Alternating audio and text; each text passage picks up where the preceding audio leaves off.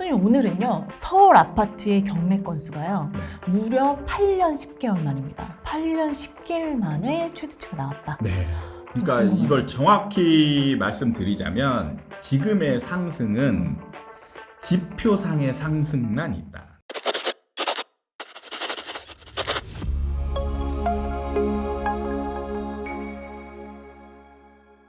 반갑습니다. 아파트 사이클 연구소 소장 이현철입니다. 배짱입니다. 반갑습니다. 네, 선생님, 오늘은요 좀 서울 아파트의 경매 건수가요 네. 무려 8년 10개월 만입니다. 아, 예. 네, 그냥 10개월 아니고요. 네. 8년 10개월 만에 최대치가 나왔다. 네. 바로 저번 달 4월 이 경매 건수가요 3,144건이 나왔어요. 네. 저번 달이면 4월이죠, 소장님. 네. 근데 4월달 하니까 저희가 얼마 전에 또 거래량을 찍었잖아요. 그렇죠. 거래량 찍으면서 거래량이 많이 늘어났다. 거래량이 4,000건이 넘는다. 이게 좀 대세 상승이 다시 오는 게 아니냐. 이런 댓글도 되게 많이 달렸죠. 그렇죠. 그래서 또 궁금한 게 생기더라고요. 네. 이게 상승인데, 부동산 시장은 상승인데, 네. 경매는 최대, 8년 10개월 만에 최대다. 네. 이게 뭐지? 약간 이렇게 좀 궁금하더라고요. 그래서 이거는 또 소장님한테 여쭤봐야겠다. 네. 또 킵해놨던 거죠. 네. 아, 그러면 네, 자, 네. 지금 궁금하다고 하셨는데 네. 부동산이 상승이면 네. 경매가 많이 나올까요? 안 나올까요? 부동산 시장이 상승이면 네. 경매 잘 안 나오죠. 왜요? 비싸게 팔릴 수 있는데 왜 경매를 싸게 날립니까? 그렇죠. 그러니까 안 나오죠. 네. 그러니까 상승장이면 상승장이다 생각되면 네. 이 사람들이 내다 팔면 되거든요. 음. 그러니까 내다 파는 것과 경매로 날리는 것과 손익을 갖고 있는 사람 입장에서 보면 파는 게 낫거든요. 네. 경매는 그냥 거의 날리는 거잖아요. 팔면은 내가 대출 이자도 갚고 네, 대출 원금도 갚고 다 하고 돈이 남아요. 네. 보통은. 네. 그리고 상승되니까 좀 더 비싸게 팔면 되고. 근데 지금 점점 우리가 지금 이제 방금 말씀하셨지만 경매 건수가 8년 10개월 이래 최대다. 근데 우리가 경매에 관해서 영상을 찍은 게 꽤 돼요. 몇 개 돼요. 맞아요. 근데 그때마다 몇 년 이래 최대치다. 이런 타이틀이었어요. 그러니까 그러네. 지금 네. 경매 건수가 지금 점점 늘어나고 있다는 거예요. 심지어는 2022년이 근래에 최고 안 좋은 상황이었어요. 그러니까 경매는 오히려 하락장에서 많이 나오거든요. 네. 자, 잘 보시면 지금 8년 10개월 만에 최대치잖아요. 그러면 이걸 뒤집어 보면 9년 전에는 더 많은 게 있었다는 얘기예요. 계산해 보겠습니다. 네. 그러면 2015년, 그렇죠. 4년 그 정도네요. 그러니까 집값이 하락하고 있을 때는 경매가 많이 나오는 게 맞아요. 네. 그러면은 자 따져봤을 때 2022년과 지금 23년, 24년을 비교할 때 상황이 23년, 24년이 훨씬 좋거든요. 맞아요. 근데 지금 경매 건수는 점점 계속 늘어나고 있는 거예요. 그러니까 지금 만약에 이번 달 타이틀이라면 만약에 22년이 경매 건수가 더 높았다. 그러면 1년 이내 최대예요. 이른 타이틀이죠. 네. 근데 지금 8년 10개월 이래 최대치잖아요. 그럼 제일 많다는 얘기. 네. 이것도 좀 저는 이해가 안 되는 것 같아요. 네. 이게 진짜 소장님 말씀대로 하락할 때 가장 많다. 이렇게 얘기를 했었는데 22년을 비교해 봤을 때 2023년, 24년은 좀 상승의 흐름을 타긴 탄 거잖아요. 네. 실질적으로. 그렇죠. 근데 이게 더 많이 늘어난 거예요. 그럼 도대체 이 현상은 어떻게 바라봐야 되는 걸까? 좀 그러니까 궁금해요. 이걸 정확히 말씀드리자면 지금의 상승은 지표상의 상승만 있다. 지표상의 상승만 있다. 네. 그러니까 실질적인 시장에서 체감하는 상승은 이루어지지 않고 지표상만 상승한다라는 거예요. 그래서 제가 간간히 얘기하는 게 한없이 가벼워졌다라는 느낌을 받는다는 게 이거예요. 예. 그게 뭐냐면 자 진짜 상승장이라면 아까 말씀하신 대로 경매로 나올 만한 물건이에요. 내가 위험한 상황에 처해 있어. 지금 연체가 될 것 같고 네. 지금 이자도 못 갚을 것 같고 이런 상황이면 이거를 굳이 이자를 못 갚고 이렇게 연체하는 것보다는 빨리 팔아서 네네. 빨리 팔아서 해결하면 되는 네, 거거든요. 근데 문제는 경매로 나온다는 얘기는 역설적으로 얘기하면 안 팔린 거예요. 일반 시장에 내놨겠다. 이 사람들이 안 팔려고 해서 안 판 게 아니고 내놨는데 안 팔린 거예요. 생각을 해보세요. 본인이 가지고 있는데 지금 경매가 나올 상황이라고 생각을 해보세요. 팔려고 노력을 안 했겠는지. 실제로 금매로 내놨겠죠. 급하니까. 그렇죠. 이게 경매로 나가는 것보다는 그러니까 이거보다 손해보지 않을 가격에는 내놨을 거란 얘기죠. 근데 그게 안 팔린 거예요. 안 팔렸으니까 경매로 나온다는 얘기죠. 그러니까 시장에서는 자, 시장에서 지금 우리가 거래량을 지금 계속 분석을 하고 있지만 2월 거래량이 2,500건이고 3월 거래량이 지금 4,000건 정도 됐단 말이에요. 그러니까 이렇게 많이 늘어났지만 실질적으로 이렇게 늘어났다라고 하는 거래량도 과거에 거래됐던 것과 비교해 보면 또 형편없이 낮은 거예요. 맞아요. 네. 그러니까 2009년 같은 경우에 거래량이 한 7, 8천 건 되거든요. 네. 그러니까 약간 반등했다라고 하는 그 수준이. 그러니까 평균 거래량은 약 5,500건 정도 되고 그걸 상회했을 때 약간 상승 느낌이 강하게 드는 거예요. 거래량 평균치를 넘어섰을 때. 그리고 우리가 알고 있는 진짜 폭등기 때 2020년, 21년의 거래량이 월 평균 거래량이 15,000건이 넘었어요. 15,000건. 15,000 상상도 안 되네요. 네. 그러니까 자 보시면 지금 어떤 상황들이 벌어지냐면 약간 비싼 아파트들 이런 데에 간간히 거래되는 것들 있잖아요. 네. 이런 것들이 지수의 영향이 큰 거예요. 그러니까 우리가 주식하는 사람들이 이걸 좀 쉽게 이해하는데 다 떨어졌는데 다른 종목들은 다 떨어졌는데 삼성전자만 올랐어. 네. 그러면 지수가 올라가는 느낌이거든요. 근데 우리는 체감하는 투자자 입장에서는 다 떨어진 거예요.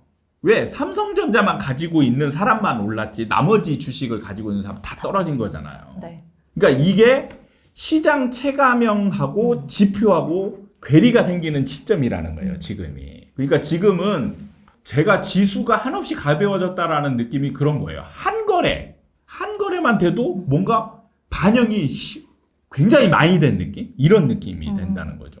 이 과거에는 안 그랬거든요. 네.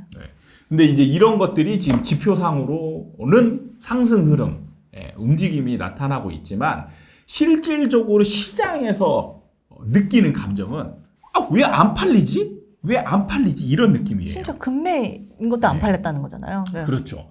그러니까 뭐냐면 이걸 대변하는 게 지금 매물수 증감이에요. 매물수.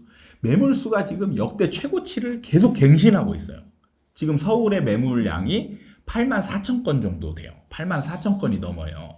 그러니까 우리가 몇 달 전만 해도 작년에 아마 11월인가에 8만 건을 넘냐 안 넘냐 이거 갖고 맞아요. 지금 막 이렇게 찍었잖아요. 저희가 했어요. 네.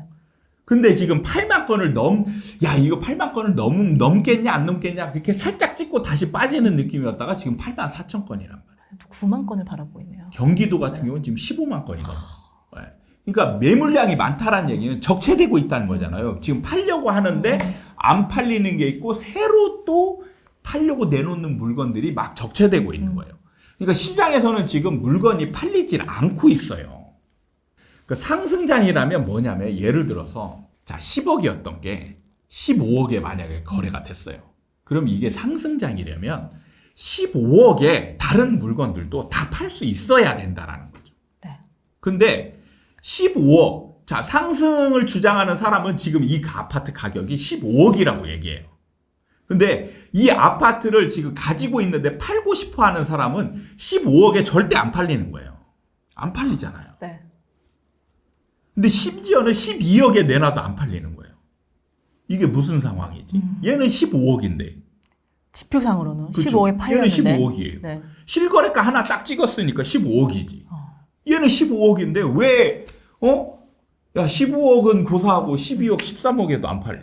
이게 무슨 상황이야? 이런 느낌이라는 거예요. 그러니까 대부분의 아파트들은 지금 이런 상황입니다. 그러니까 뭐냐면 지금의 상승장은 정확하게 말하면 가짜다. 그러니까 진짜 방금 전에 말씀하신 지표상의 상승일 뿐이다. 이게 진짜 맞는 말인 것 같아요. 근데 보면요, 이게 소장님이 하락장일 때 그 경매 건수가 많을 것이다, 더 많아진다 얘기했잖아요. 네.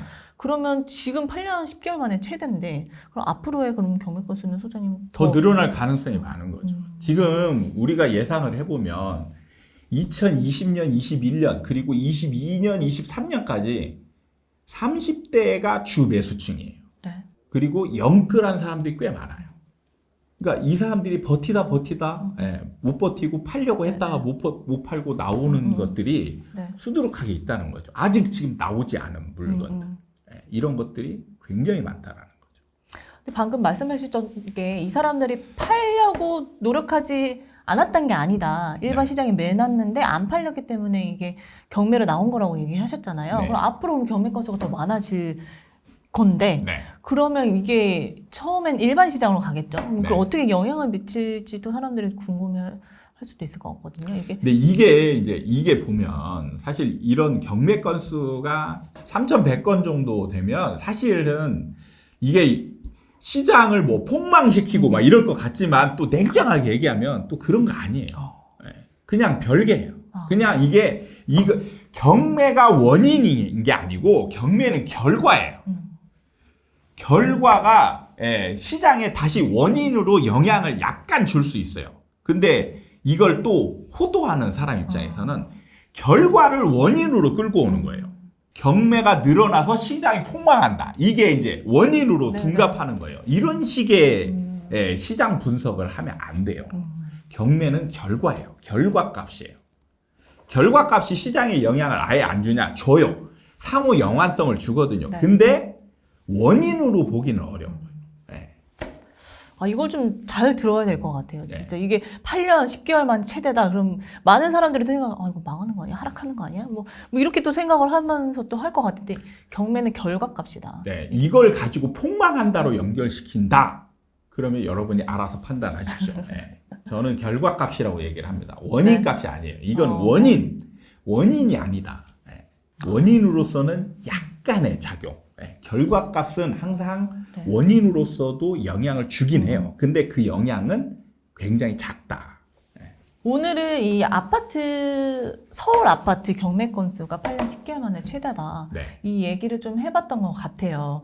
지금 딱 떠오르는 게 지금의 이런 상승은 진짜 지표상의 상승이다. 네. 일반 사람들이 체감하는 분위기는 절대 그게 아니라는 게 이 기사를 보면서 또 여실히 또 드러나는 것 같아요. 그러니까 지금 많은 분들이 착각을 하고 있는 게 지표상으로 상승 분위기 나오고 있는 거를 상승으로 착각해서 이때 막 미친 듯이 집을 사들이거나 이러면 안 되는 게 지금 2020년, 21년과 비교를 해보면 나머지 그 시장의 에너지로 표현될 수 있는 요인들이 많거든요. 그러니까 이게 상승으로 가려면 이게 받쳐줘야 되는 거예요. 여러 가지 요인들이. 그러니까 수요도 동반되고 분위기도 되고 돈도 있어야 되고 막 이런 것들이 상승으로 다 상승과 연결되는 지표들이 많을 때 폭발적인 상승이 생기는 거예요. 근데 지금은 오로지 상승 분위기는 지표상이에요. 나머지 요인들을 종합해 보면 상승으로 갈 만한 요인이 별로 없어요. 그러니까 약간의 그런 거를 그냥 지금 근근히 이겨내고 있는 느낌이잖아요. 네. 그러면 나중에는 힘이 이게 딸리는 거예요. 그러면 다시 떨어진다. 그러니까 시장은 에너지로 봐야 돼요. 에너지. 시장의 큰 에너지. 그래서 일부 댓글에 보면 막 우리 지역은 오르고 있는데 이런 얘기하는 분들이 있는데 부동산 시장을 아예 모르는 사람들인 거예요.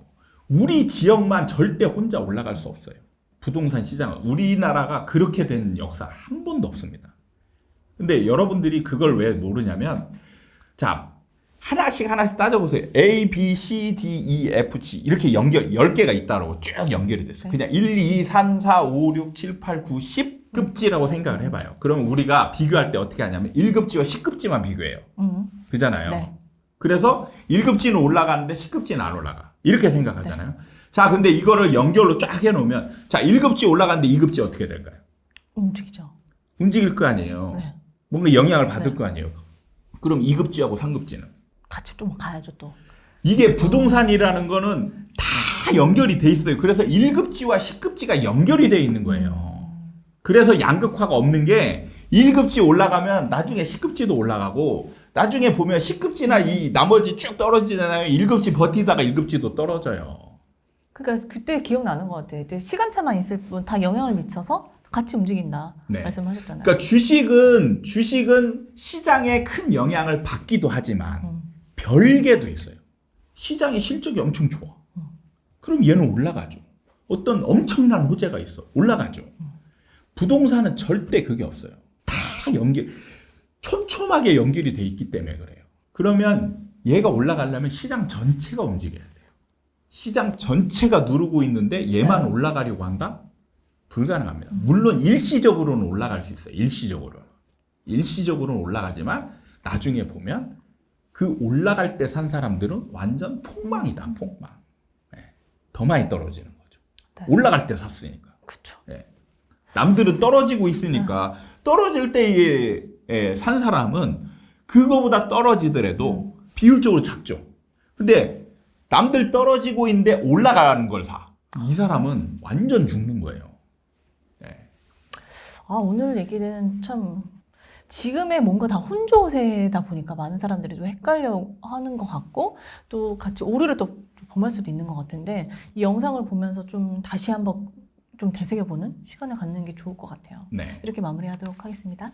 오늘도 저희 아파트 사이클 연구소 채널을 사랑해주신 여러분께 감사드리고 다음에 도움이 되는 영상을 가지고 또 찾아뵙도록 하겠습니다. 감사합니다.